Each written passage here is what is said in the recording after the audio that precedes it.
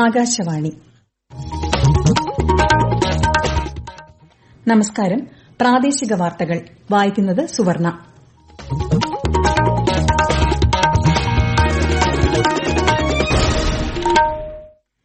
പ്രധാന വാർത്തകൾ. ആയുഷ്മാൻ ഭാരതിലൂടെ രാജ്യത്തെ 58 കോടി ജനങ്ങൾക്ക് കേന്ദ്ര സർക്കാർ സൌജന്യ ചികിത്സ ഉറപ്പുവരുത്തിയതായി പ്രധാനമന്ത്രി നരേന്ദ്രമോദി. ഓപ്പറേഷൻ സിന്ദൂർ സംബന്ധിച്ച നയതന്ത്ര ചർച്ചകൾക്കായി സർവകക്ഷി പ്രതിനിധി സംഘങ്ങൾ നാളെ മുതൽ വിദേശ പര്യടനം ആരംഭിക്കും. കേരളം നവംബർ 1 അതിദാരിദ്ര്യമുക്തമായി മാറുമെന്ന് മുഖ്യമന്ത്രി പിണറായി വിജയൻ. ഷഹബാസ് വധക്കേസിൽ പ്രതികളായ 4 വിദ്യാർത്ഥികളുടെ പരീക്ഷാഫലം തടഞ്ഞുവച്ച സർക്കാർ നടപടിയെ വിമർശിച്ച് ഹൈക്കോടതി. വടക്കൻ കേരളത്തിൽ ഇന്ന് അതിതീവ്ര മഴയ്ക്ക് സാധ്യത. കോഴിക്കോട്, വയനാട്, കണ്ണൂർ, കാസർഗോഡ് ജില്ലകളിൽ ചുവപ്പ് ജാഗ്രത. IPL ക്രിക്കറ്റിൽ ഇന്ന് ചെന്നൈ സൂപ്പർ കിങ്സ് രാജസ്ഥാൻ റോയൽസിനെ നേരിടും. വാർത്തകൾ വിശദമായി. ലോകത്തെ ഏറ്റവും വലിയ ആരോഗ്യ ഇൻഷുറൻസ് പദ്ധതിയായ ആയുഷ്മാൻ ഭാരതിലൂടെ ഇന്ത്യ 58 കോടി ജനങ്ങൾക്ക് സൌജന്യ ചികിത്സ ഉറപ്പുവരുത്തുന്നതായി പ്രധാനമന്ത്രി നരേന്ദ്രമോദി. എല്ലാവരെയും ഉൾച്ചേർത്തുള്ള പ്രവർത്തനങ്ങളാണ് ഇന്ത്യയുടെ ആരോഗ്യ പരിഷ്കാരങ്ങളുടെ കാതൽ എന്നും ലോകാരോഗ്യ അസംബ്ലിയുടെ 78ാമത് സമ്മേളനത്തെ ഓൺലൈനായി അഭിസംബോധന ചെയ്തുകൊണ്ട് പ്രധാനമന്ത്രി പറഞ്ഞു. ആയിരക്കണക്കിന് ആരോഗ്യക്ഷേമ കേന്ദ്രങ്ങളുടെ വിശാലമായ ശൃംഖലയാണ് രാജ്യത്തുടനീളമുള്ളത്. ടെലിമെഡിസിൻ സംവിധാനത്തിലടക്കം ഡിജിറ്റൽ മേഖലയുടെ സാധ്യതകൾ രാജ്യം പ്രയോജനപ്പെടുത്തുന്നു. ആരോഗ്യരംഗത്തെ ഇന്ത്യയുടെ പഠനങ്ങളും മികച്ച രീതികളും ലോകരാജ്യങ്ങളുമായി പങ്കിടാനുള്ള സന്നദ്ധതയും പ്രധാനമന്ത്രി പങ്കുവച്ചു. ഓപ്പറേഷൻ സിന്ദൂർ സംബന്ധിച്ച നയതന്ത്ര ചർച്ചകൾക്ക് മുന്നോടിയായി വിദേശകാര്യ സെക്രട്ടറി വിക്രം മിസ്രി പാർലമെന്റ് അംഗങ്ങളുമായി കൂടിക്കാഴ്ച നടത്തി. ഭീകരതയോട് വിട്ടുവീഴ്ചയില്ലെന്ന ഇന്ത്യയുടെ സന്ദേശം അന്താരാഷ്ട്ര സമൂഹത്തിൽ എത്തിക്കുന്നതിനായാണ് സർവകക്ഷി പ്രതിനിധി സംഘങ്ങളെ കേന്ദ്ര സർക്കാർ വിവിധ രാജ്യങ്ങളിലേക്ക് അയക്കുന്നത്. നാളെ മുതൽ അടുത്ത മാസം 5 വരെ 59 MPമാർ അംഗങ്ങളായ 7 പ്രതിനിധി സംഘങ്ങൾ 32 രാജ്യങ്ങളിൽ സന്ദർശനം നടത്തും. Congress MP Sasi Tharoor, BJP MPമാരായ Ravishankar Prasad, Baijayant Panda, JDUവിന്റെ Sanjay Kumar Jha, DMK അംഗം Kanimozhi Karunanidhi, NCP MP Supriya Sule, Shiv Sena MP Srikanth Eknath Shinde എന്നിവർ പ്രതിനിധി സംഘങ്ങളെ നയിക്കും.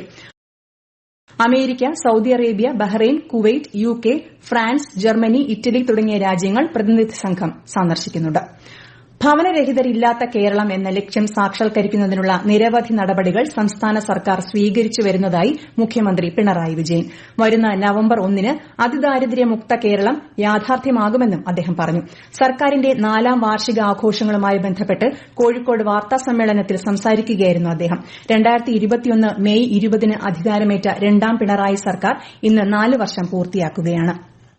ഭവനരഹിതരില്ലാത്ത കേരളം എന്ന ലക്ഷ്യം സാക്ഷാത്കരിക്കുന്നതിനുള്ള നടപടികളാണ് സർക്കാർ സ്വീകരിച്ചു വരുന്നത്. അതിദാരിദ്ര്യമുക്തമാക്കാൻ സർക്കാർ പ്രതിജ്ഞാബദ്ധമാണ്. 59,707 കുടുംബങ്ങളെ അതിദാരിദ്ര്യമുക്തരാക്കുകയും ചെയ്തിട്ടുണ്ട്. പൂർണ്ണമായും അതിദാരിദ്ര്യമുക്തമാക്കുക, സംസ്ഥാനമാകെ അതിദാരിദ്ര്യമുക്തമാവുക, ഇതാണ് നാം ഉദ്ദേശിക്കുന്നത്.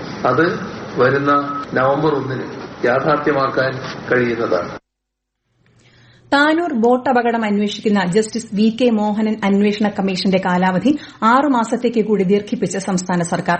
വയനാട് ജില്ലയിൽ റൂസ പദ്ധതിയിൽ ഉൾപ്പെടുത്തി 5 പുതിയ കോഴ്സുകളോടെ മോഡൽ ഡിഗ്രി കോളേജ് ആരംഭിക്കാനും ഇന്ന് ചേർന്ന മന്ത്രിസഭായോഗത്തിൽ തീരുമാനമായി. കാസർഗോഡ് ഇടയിലക്കാട് ALP സ്കൂൾ നിരുപാധികം ഏറ്റെടുക്കാനും സംസ്ഥാന സർക്കാർ തീരുമാനിച്ചു. രാജ്യത്തെ 103 അമൃത് ഭാരത് റെയിൽവേ സ്റ്റേഷനുകളുടെ ഉദ്ഘാടനം പ്രധാനമന്ത്രി നരേന്ദ്രമോദി മറ്റന്നാൾ രാജസ്ഥാനിൽ നിർവഹിക്കും. കേരളത്തിലെ ചിറയൻകീഴ്, വടകര സ്റ്റേഷനുകളും ഇതിൽ ഉൾപ്പെടുന്നു. അമൃത് ഭാരത് സ്റ്റേഷൻ പദ്ധതിയിലൂടെ രാജ്യത്തെ 1300ഓളം റെയിൽവേ സ്റ്റേഷനുകളാണ് നവീകരിക്കുന്നത്. വടകര റെയിൽവേ സ്റ്റേഷനിൽ പൂർത്തിയാക്കിയ വികസന പ്രവർത്തനങ്ങളെക്കുറിച്ച് senior divisional personnel officer Siddharth K. Varma Akashvani വാർത്തകളോട്.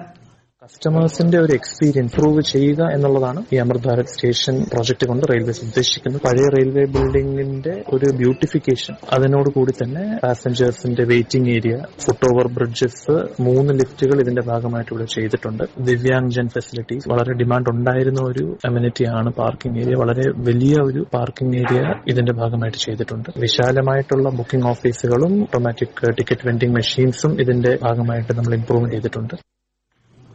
വഖഫ് ഭേദഗതി നിയമത്തിന്റെ ഭരണഘടനാ സാധുത ചോദ്യം ചെയ്ത് സമർപ്പിച്ച ഹർജികളിൽ സുപ്രീംകോടതി ഇന്ന് 3 മണിക്കൂറിലേറെ വാദം കേട്ടു. വ്യക്തമായ കാരണങ്ങളും ഗുരുതരമായ പ്രശ്നങ്ങളും ഉണ്ടെങ്കിൽ മാത്രമേ നിയമത്തിൽ ഇടപെടാൻ സാധിക്കൂ എന്ന് chief justice BR Gavai, justice AG മസീഹ് എന്നിവർ ഉൾപ്പെട്ട ബെഞ്ച് നിരീക്ഷിച്ചു. ഹർജികളിൽ കേന്ദ്ര സർക്കാരിന്റെ വാദം കോടതി നാളെ കേൾക്കും. കോഴിക്കോട് താമരശ്ശേരിയിൽ ഷഹബാസ് എന്ന വിദ്യാർത്ഥിയുടെ കൊലപാതകവുമായി ബന്ധപ്പെട്ട് 10ാം ക്ലാസ് വിദ്യാർത്ഥികളായ 4 കുറ്റാരോപിതരുടെ പരീക്ഷാഫലം തടഞ്ഞുവച്ച സർക്കാർ നടപടിയെ വിമർശിച്ച് ഹൈക്കോടതി. എത്രയും വേഗം പരീക്ഷാഫലം പ്രസിദ്ധീകരിക്കാൻ നടപടി സ്വീകരിക്കണമെന്ന് കോടതി നിർദ്ദേശിച്ചു. പരീക്ഷാഫലം തടഞ്ഞുവച്ച നടപടി യുക്തിസഹമല്ലെന്നും ബാലാവകാശ കമ്മീഷൻ തന്നെ ഫലം പ്രസിദ്ധീകരിക്കാൻ നിർദ്ദേശിച്ചതാണെന്നും കോടതി ചൂണ്ടിക്കാട്ടി. ഫലം പ്രസിദ്ധീകരിച്ചില്ലെങ്കിൽ വിദ്യാഭ്യാസ വകുപ്പിന്റെ നടപടി കുറ്റകരമായ അനാസ്ഥയായി കണക്കാക്കേണ്ടിവരുമെന്നും കോടതി മുന്നറിയിപ്പ് നൽകി. ഈ വാർത്തകൾ ആകാശവാണിയിൽ നിന്ന്. ആകാശവാണി വാർത്തകളും വാർത്താധിഷ്ഠിത പരിപാടികളും all India radio news Thiruvananthapuram YouTube ചാനലിലും all India radio news Thiruvananthapuram Facebook പേജിലും AR News_ തിരുവനന്തപുരം ഇൻസ്റ്റഗ്രാം അക്കൌണ്ടിലും AR News_TVM X ഹാൻഡിലും ലഭ്യമാണ്. വടക്കൻ കേരളത്തിൽ ഇന്ന് അതിതീവ്ര മഴയ്ക്ക് സാധ്യത. കോഴിക്കോട്, വയനാട്, കണ്ണൂർ, കാസർഗോഡ് ജില്ലകളിൽ കേന്ദ്ര കാലാവസ്ഥാ വകുപ്പ് ചുവപ്പ് ജാഗ്രത പ്രഖ്യാപിച്ചു. തൃശൂർ, പാലക്കാട്, മലപ്പുറം ജില്ലകളിൽ ഇന്ന് ഓറഞ്ച് ജാഗ്രതയും പത്തനംതിട്ട, ആലപ്പുഴ, കോട്ടയം, ഇടുക്കി, എറണാകുളം ജില്ലകളിൽ മഞ്ഞ ജാഗ്രതയും നൽകിയിട്ടുണ്ട്. കവച മുന്നറിയിപ്പിന്റെ ഭാഗമായി ചുവപ്പ് ജാഗ്രത പ്രഖ്യാപിച്ച ജില്ലകളിൽ ഇന്ന് വൈകുന്നേരം സൈറണുകൾ മുഴങ്ങി. മലയോര മേഖലയിൽ ഉരുൾപൊട്ടലിനും മലവെള്ളപ്പാച്ചിലിനും സാധ്യതയുള്ളതിനാൽ ജനങ്ങൾ അധികൃതരുടെ നിർദ്ദേശമനുസരിച്ച് മാറി താമസിക്കേണ്ടതാണ്. അടുത്ത 5 ദിവസം സംസ്ഥാനത്ത് വ്യാപക മഴ തുടരുമെന്നാണ് മുന്നറിയിപ്പ്. അടുത്ത 4-5 ദിവസത്തിനുള്ളിൽ കാലവർഷം കേരളത്തിൽ എത്തിച്ചേരും. കേരള, കർണാടക, ലക്ഷദ്വീപ് തീരങ്ങളിലെ മോശം കാലാവസ്ഥ കണക്കിലെടുത്ത് ഈ മാസം 24 വരെ മത്സ്യത്തൊഴിലാളികൾ കടലിൽ പോകരുതെന്ന് മുന്നറിയിപ്പുണ്ട്.